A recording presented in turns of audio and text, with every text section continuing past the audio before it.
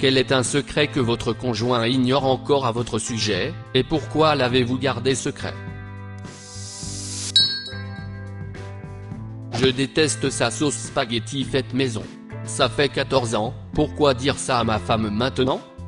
Grâce aux indices contextuels recueillis lors de nos conversations avec mon mari, j'ai trouvé son nom d'utilisateur Eddie. Je le vérifie au moins une fois par semaine et je donne à mon mari des votes secrets. Tu as le karma, bébé.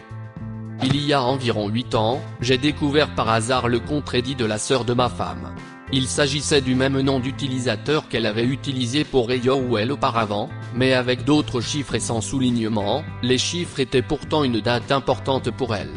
Il y avait trop de coïncidences dans ses messages pour que ce ne soit pas elle. Elle publiait dans la sous-rubrique conseils sur les relations.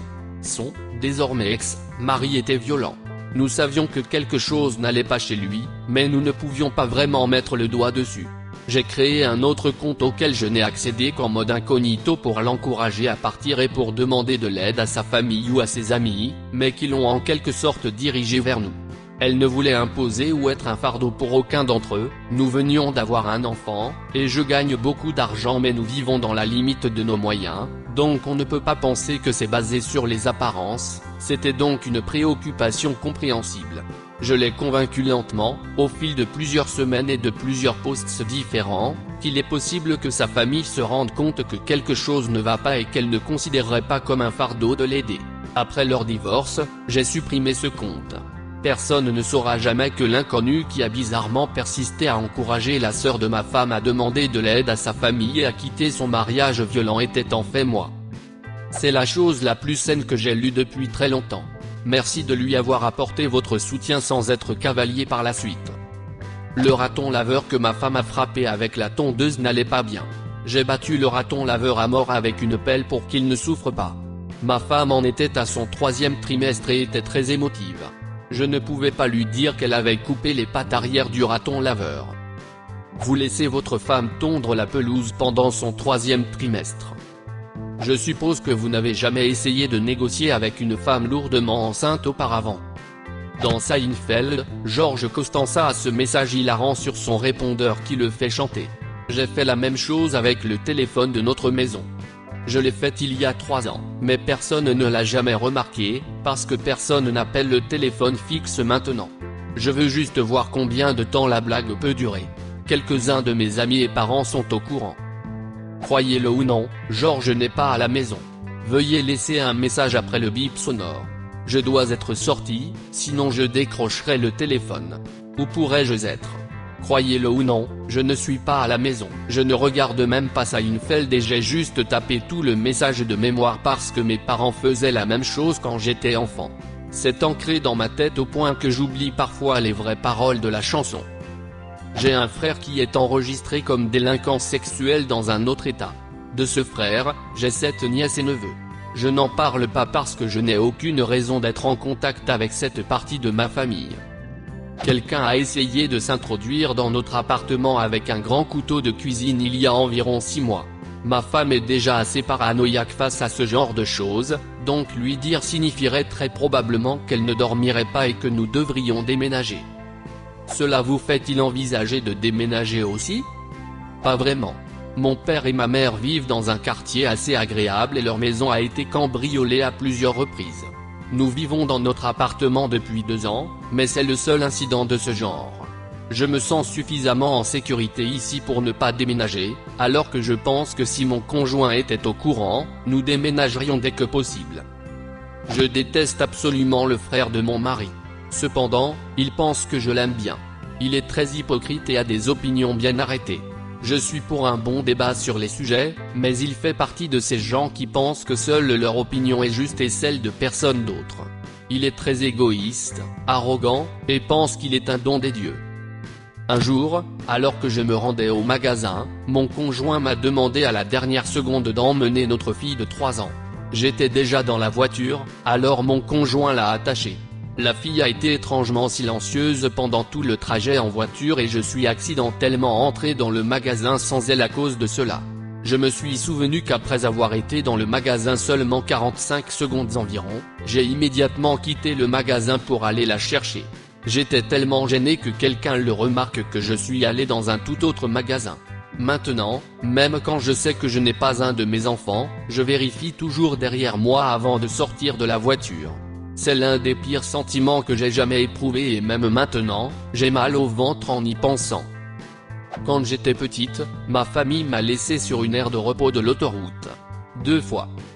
Mon conjoint ne sait pas vraiment quelle est la taille de ma collection de Lego, car la plupart sont entreposés. Nous déménageons la semaine prochaine, et tout sera empilé dans le nouveau garage. Je ne suis même pas sûr de la taille de la collection. Tout ce que mon conjoint sait, c'est que ma collection est très légère. Lol, je suis content de ne pas être le seul. La plupart de ma collection se trouve dans un placard de notre chambre d'amis. Nous allons bientôt transformer cette chambre en chambre d'enfant, ce sera donc une véritable découverte pour elle, et moi, de voir l'ampleur de ma collection.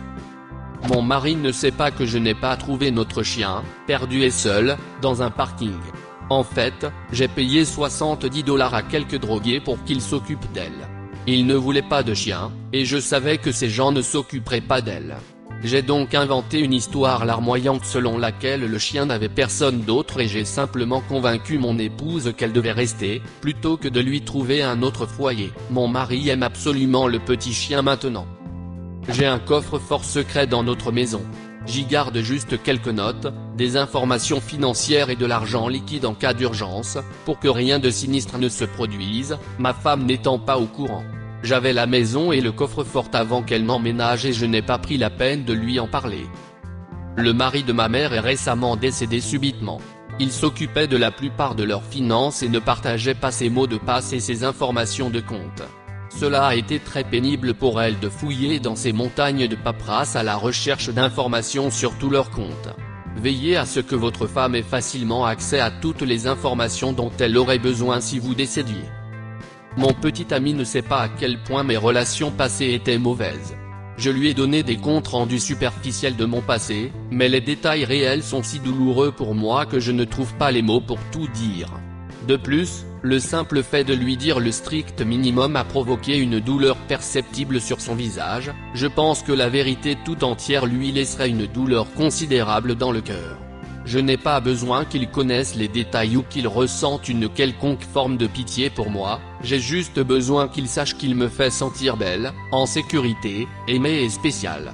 Et comme je suis vraiment reconnaissante d'avoir enfin quelqu'un qui veut me montrer à quel point la vie est vraiment belle et peut l'être. Il y a quelques années, j'avais un grand verre d'eau sur ma table de nuit avec une paille, et j'ai senti quelque chose de bizarre dans ma bouche. Quand je l'ai recraché, c'était une araignée. Ma femme est terrifiée par les araignées. Si je lui avais dit, elle n'aurait peut-être plus jamais dormi dans cette chambre. Heureusement, j'ai quand même déménagé depuis. Et maintenant, j'utilise une tasse avec un couvercle qui se ferme complètement. Arachnophobe en visite, vous avez fait ce qu'il fallait. Elle ne veut absolument pas savoir. Je ne voulais même pas le savoir. Je vais maintenant dormir un peu moins profondément pour le reste de ma vie. Ma femme sait que j'étais dans l'armée, quelle branche, et que j'ai passé du temps au Moyen-Orient. Je ne lui ai raconté aucune des choses que j'ai faites pendant mon séjour à l'étranger parce que cela l'aurait horrifiée, je pense qu'elle ne me regarderait plus jamais de la même façon. Cela fait plus de 10 ans, et j'espère qu'elle ne l'apprendra jamais. Mon fiancé m'a dit une fois au début de notre relation qu'il était au Moyen-Orient et qu'il faisait partie d'une mission qui a accidentellement tué beaucoup de civils. Il m'a dit de ne jamais lui demander ce qui s'était passé. Je ne lui ai pas demandé. Et je ne le ferai jamais. Je n'ai vraiment pas aimé notre mariage. Il a adoré notre mariage et se vante souvent de sa perfection, de sa supériorité par rapport à ce qu'il pensait, etc. Il chérit ce souvenir, mais j'ai passé un moment assez terrible. Il chérit ce souvenir, mais j'ai passé un moment assez terrible. C'est en partie parce que j'ai dû tout organiser, moi et mes amis, et qu'il est venu et a apprécié la fête. Je ne pouvais pas vraiment en profiter de la même manière parce que je me sentais responsable du fait que tout allait bien et que les gens s'amusaient. Mais le plus important, c'est que je me souviens que c'était une expérience solitaire. C'était très petit comme nous le voulions, chacun de nous ayant ses 4 amis les plus proches.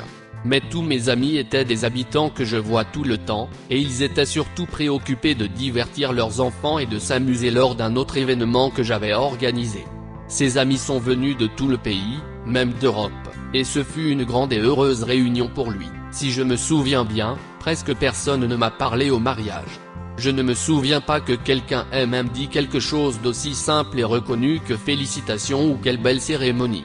Et je me souviens très bien qu'à un moment donné, l'officiant, que nous connaissions à peine, m'a regardé seul et s'est détaché de ses conversations pour venir me voir juste pour faire une conversation oisive et me tenir compagnie.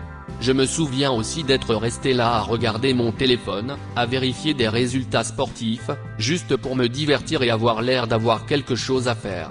J'aurais adoré que nous puissions avoir un mariage d'un ordre de grandeur plus grand. Ainsi, je pourrais avoir mes amis et ma famille que je n'ai pas vus depuis des lustres et ne voir que lorsque nous avons des excuses pour des événements comme celui-là.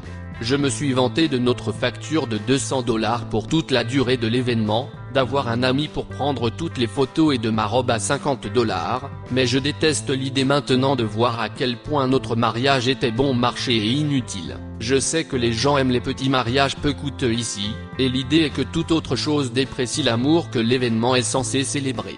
Mais peut-être que pour certains, quelque chose peut être trop simple, trop petit, et peut-être même trop intime. Je voulais faire la fête avec ma famille élargie et mes amis, pas tous, mais peut-être une vingtaine. J'ai tellement réduit le tout à son essence que cela ne ressemblait à rien du tout. Je ne veux pas gâcher ce merveilleux souvenir pour mon mari, d'autant plus que j'ai travaillé si dur pour le lui rendre. Un très petit mariage peu coûteux était la meilleure idée possible, mais je l'ai regretté, et je ne pourrai jamais le dire à mon mari parce qu'il a l'impression que c'était l'un des meilleurs jours de sa vie. Edith, je dois ajouter que tout le mariage, du début à la fin, n'a duré que 3 heures environ, donc ce n'est pas si mal. Ma femme ne sait pas à quel point j'ai peur d'être seul. Comme si. Ça me faisait vraiment, vraiment peur au plus profond de moi. Ne pas être seul comme avoir du temps pour soi. Ça ne me dérange pas. Mais l'idée de passer ma vie seule me terrifie. J'ai parfois l'impression de supporter des choses que je ne devrais pas, parce que je l'aime et que je m'inquiète tellement d'être seul ou de la voir me quitter. J'ai passé des nuits à faire semblant de dormir pour qu'elle ne sache pas que le fait d'y penser m'empêche de dormir la nuit. Je suis le contraire. Après la fin de ma dernière relation en 2011, j'ai dit, je ne serai plus jamais dans une relation, et, à partir de maintenant, je suis toujours seul. Quel secret cachez-vous à votre partenaire ? Laissez un commentaire. Et abonnez-vous à la chaîne si vous voulez voir d'autres vidéos comme celle-ci.